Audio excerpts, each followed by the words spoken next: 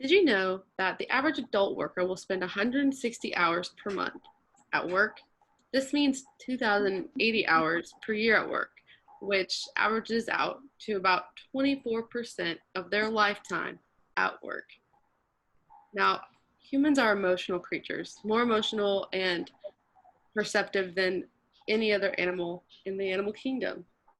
And that being said, I think it's safe to say that emotional intelligence is vital to your career and your life. Hi, I'm Savannah, and My name is Alberto. And I am Laura.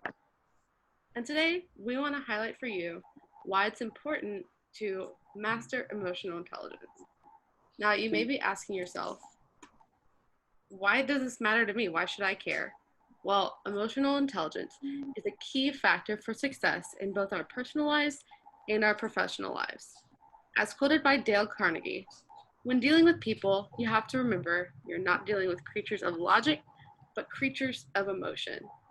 And we want to tell you why this will benefit you. And now on to Alberto. Thank you, Savannah. So before we move into the details, let's review the main points that we have considered to understand ourselves and others, which is the essence of what emotional intelligence is. And to know what this looks like, we're going to, or we have to analyze our decisions before we make them. We will also go over the elements of the agility and how to use and how the use of the agility to assess our situations impacts our emotional intelligence. And last but not least, the art to create or strengthen our leadership by developing a meaningful relationship. And here especially we will remark the main points a great leader should keep in mind.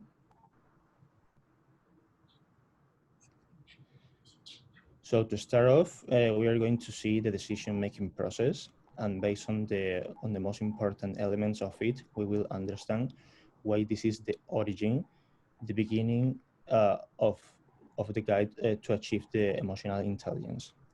By empathy, you will get over yourself and observe what others say and do. We have to understand that this is the key. This is key for emotional intelligence. The thing is not to be only about introspection, because we are only looking at we will be only looking at one piece of the puzzle.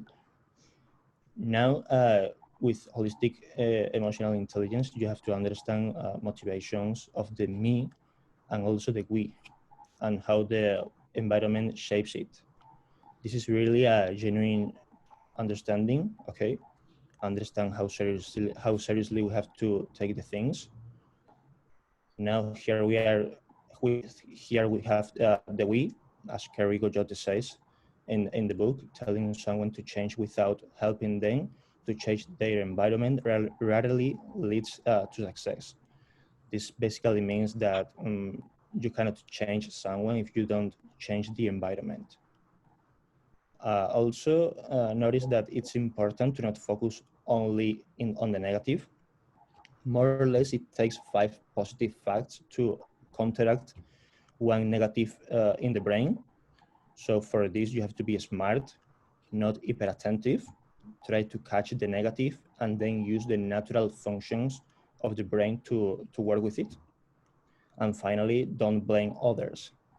For example, if you are involved in a problem, you should be curious and get to the root of the issue. This won't block the emotional intelligence, and you won't be using the fight or flight mode, as Scott and Christopher mentioned in their article. Now we will move into Laura, who will go over the agility and its relation to the process of achieving emotional intelligence.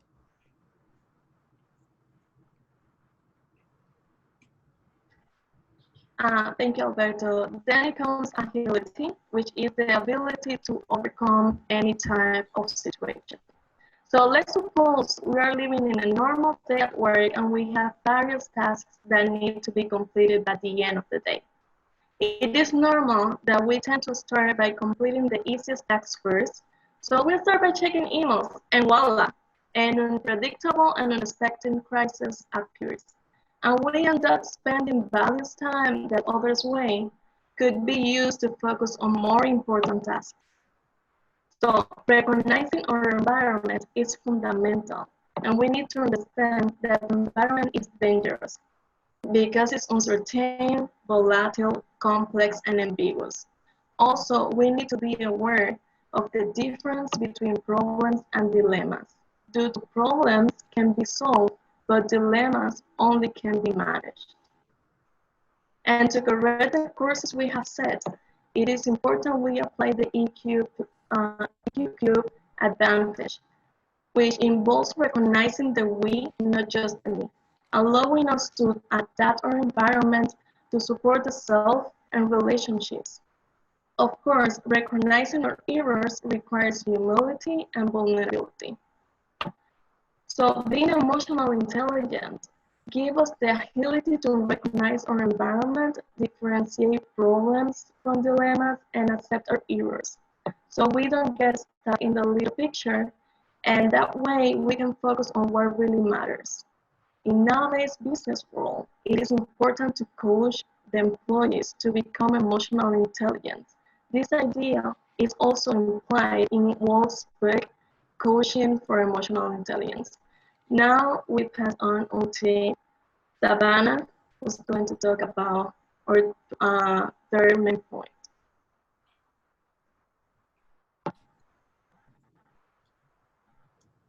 Relationships are a key to building a great leadership.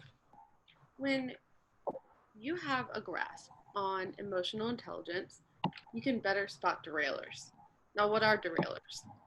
They are, as mentioned in Goyette's book, dysfunctional interpersonal patterns that can interfere with leadership's ability to build and maintain a high-performing team.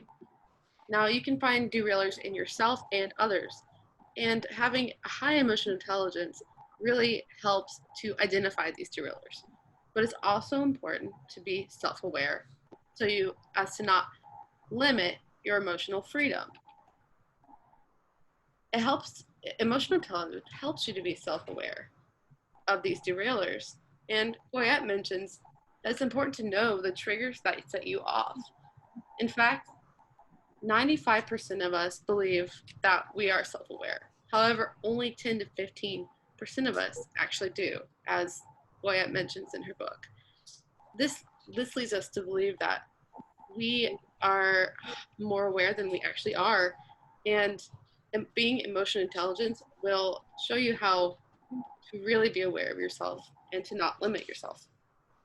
Some derailers can include impulsiveness, being power hungry, and striving for unattainable perfection. So it's important to watch yourself and to learn these habits in yourself. Doing these can also help you to adopt a growth mindset.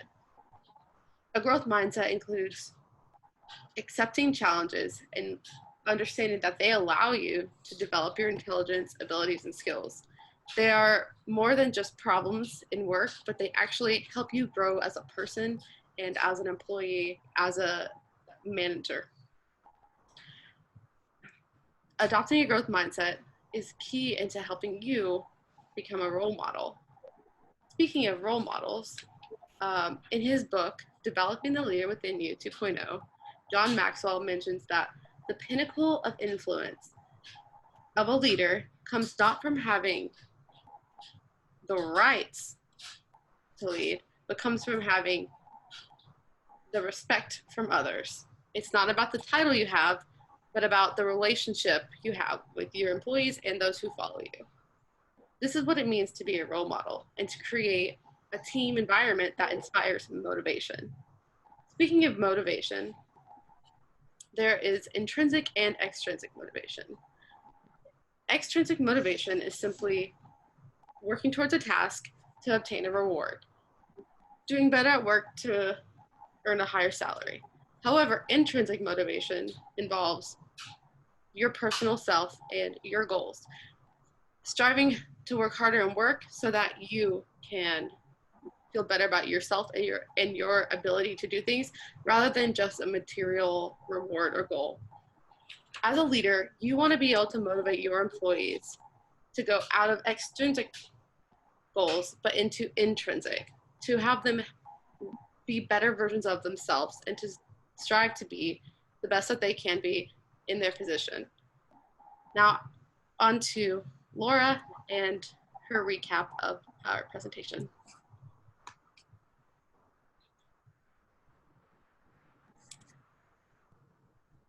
So yes, we agree and wanted to restate that emotional intelligence is essential for success in every aspect of our lives.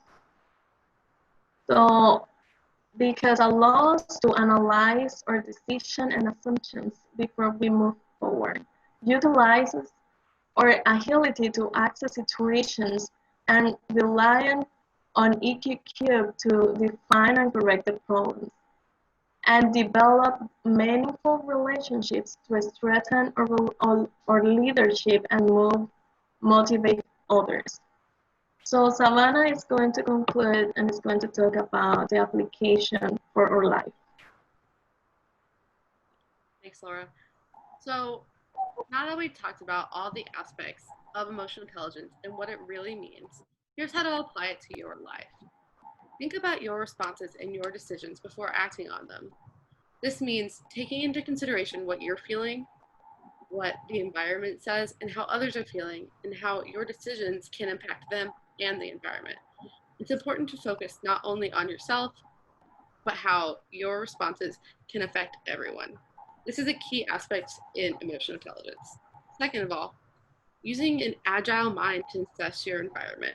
This means taking into consideration all the factors, rather than being narrow-minded and having blinders on. It's taking those blinders off and being able to see all the different areas that you can work on in your personal life and in your professional life. It's important to see what the problem is. Is it actually a problem? Is it a dilemma? Is it something that you can work through, or is it something you can fix? Having creative responses is also an important factor of emotional intelligence. Third of all, building relationships to reinforce your leadership and to avoid any derailers. This means taking on other people's feelings and building your relationships around them, and knowing that your personal influence in their lives are a key factor into how work will go in your everyday. It's important to see how other people respond to your derailers and how you respond to their derailers, like impulsiveness or perfectionism. And having adept emotional intelligence will help you to spot these instances and really build your relationships with others to reinforce your leadership. I want to leave you with this final word, that people don't always remember what you say or even what you do, but they always remember how you make them feel. Maya Angelou. Thank you so much for coming to our presentation. Thank you very much. Thank you.